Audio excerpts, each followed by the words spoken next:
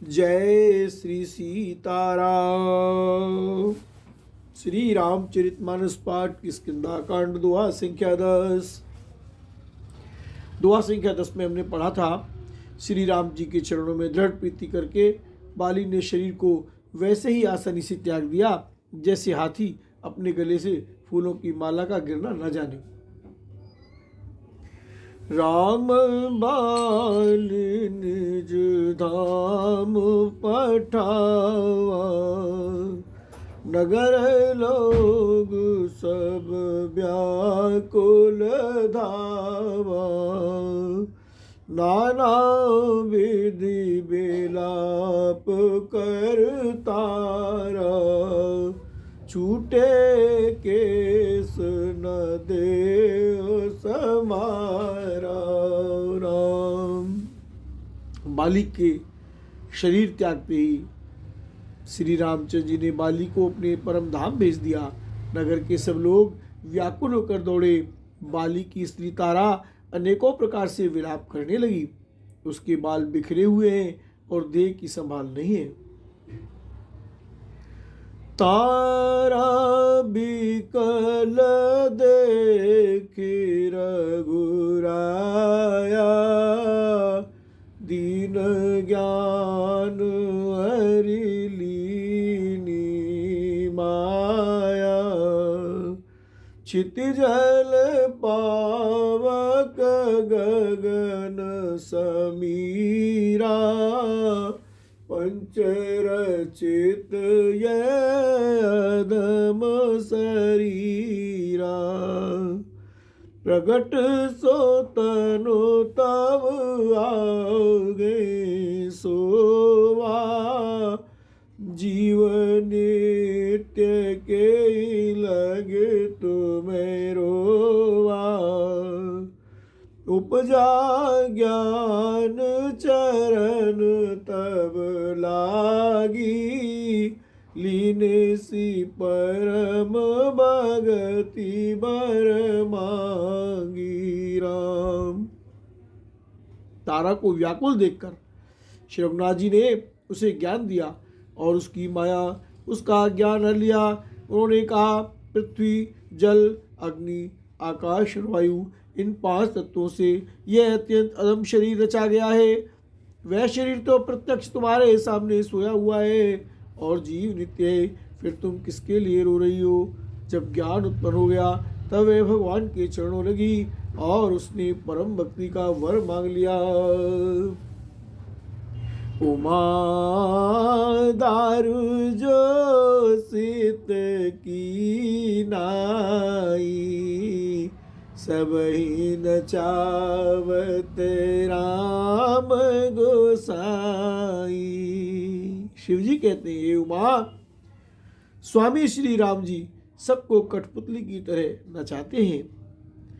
तब सुग्रीव आय सुदीना, मृतक कर्म विधिवत सब कीना। तदनंतर श्री राम जी ने सुग्रीव को आज्ञा दी और सुग्रीव ने विधि पूर्वक बाली का सब मृतक कर्म किया। राम कहावन जय समुझाई, राजदेहु सुग्रीव जाई। रघुपति चरण नाई कर माथा, चले सकल प्रेरित रघुनाथा। राम सिया राम सिया राम सिया राम। तब श्री रामचंद्र जी ने छोटे भाई लक्ष्मण को समझाकर कहा कि तुम जाकर सुग्रीव को राज दे दो। श्री रघुनाथ जी की प्रेरणा से सब लोग श्री रघुनाथ जी के चरणों में मस्तक नवा कर चले। राम। लक्ष्मण तुरत बुलाए, पुरजन विप्र समाज। राजु दीन सुग्रीव के अंगद के जुबराज। राम। लक्ष्मण जी ने तुरंत ही सब नगरवासियों को और ब्राह्मणों के समाज को बुला लिया और उनके सामने सुग्रीव को राजे और अंगद को युवराज पद दिया। राम समाहित जग माही, उमा राम सम हित जग माई, गुरु पे तुमातु बंधु प्रभु नाई।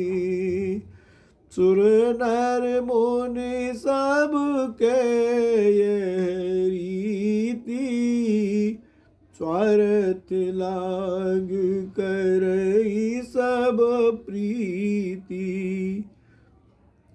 शिव जी कहते हैं, हे पार्वती, जगत में श्री राम जी के सम्मानित करने वाला गुरु, पिता, माता, बंधु और स्वामी कोई नहीं है। देवता, मनुष्य और मुनि सबकी यह रीति है कि स्वार्थ के लिए ही सब प्रीति करते हैं।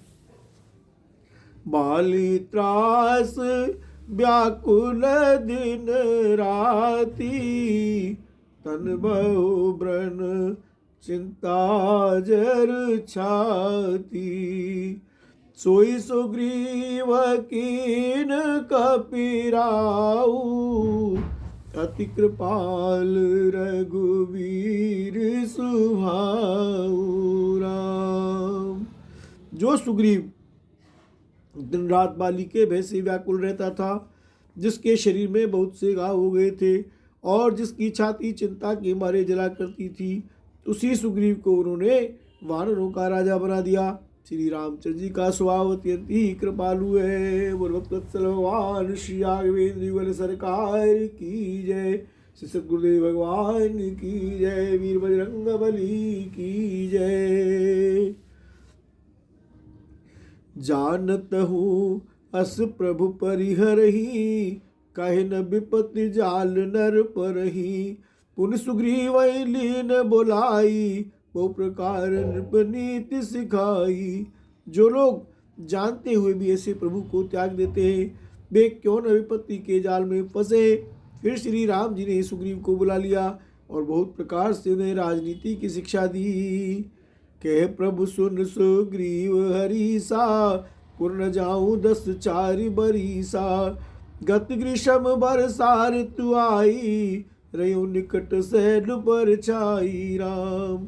फिर प्रभु ने कहा, हे वानरपति सुग्रीव सुनो, मैं 14 वर्ष तक गांव बस्ती में नहीं जाऊंगा। ग्रीष्म ऋतु बीतकर वर्षा ऋतु आ गई, अतः मैं यहाँ पास ही पर्वत पर टिक रहूंगा।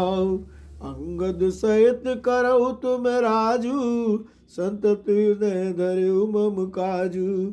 जब सुग्रीव भवन फिर आए, राम प्रवर्षन गिर पर छाए। राम सिया राम हरि।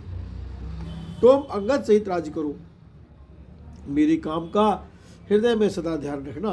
तदंतर जब सुग्रीव जी घर लौट आए, तब श्री राम जी प्रवर्षण पर्वत पर जा टिके।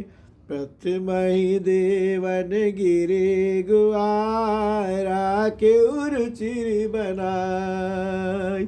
राम कृपा निधि कछु दिन, बात करेंगे आए। सियावर राम जय जय राम, मेरे प्रभु राम जय जय राम। करो कल्याण सीताराम।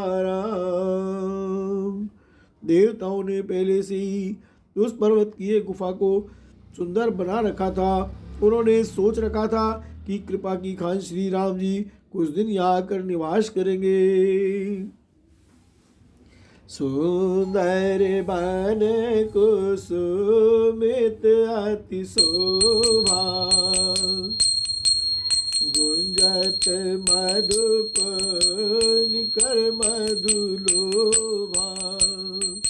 कंद मूल फल पत्र सुआए, भय बहुत जब ते प्रभु आए। सुंदर वन फूला हुआ अत्यंत सुशोभित है। मधु के लोभ से मोरों के समूह गुंजार कर रहे हैं। जब से प्रभु आए तब से वन में सुंदर कंद मूल फल और पत्तों की बहुतायत हो गई। राम देखी मनोहर शैल अनुपा रामा, कमरे दे अनुज सहित सुर भूपा रामा। हम मधुकर खग मृग तनु धरि देवा राम, करे सिद्ध मुनि प्रभु के सेवा राम राम। मनोहर और अनुपम पर्वत को देखकर देवताओं के सम्राट श्री राम जी छोटे भाई सहित वहां रह गए। देवता सिद्ध और मुनि बहुरों पक्षियों और पशुओं के शरीर धारण करके प्रभु की सेवा करने लगे। मंगल रूप भयउ बन तब ते कीन निवास रमापति जब ते फटिक सिलावती शुभ सुहाई सुख आसीन तहाँ गो भाई कहते अनुज सन कथा अनेका भगति बिरति निपनीति विवेका वर्षा काल में घन बुझाए गरजत लागत परम सुहाए राम। जब से रमापति श्री राम जी ने वहाँ निवास किया तब से वन मंगल स्वरूप हो गया। सुंदर स्फटिक मणि की एक अत्यंत उज्ज्वल शिला है, उस पर दोनों भाई सुखपूर्वक विराजमान हैं। श्री राम जी छोटे भाई लक्ष्मण जी से भक्ति वैराग्य राजनीति और ज्ञान की अनेकों कथाएं कहते हैं। वर्षा काल में आकाश में छाए हुए बादल गरजते हुए बहुत ही सुहावने लगते हैं। लक्ष्मण देख मोर गन नाचत बारिद पेखी ग्रही बिरति रत हरत जस विष्णु भगत कहूँ देख राम।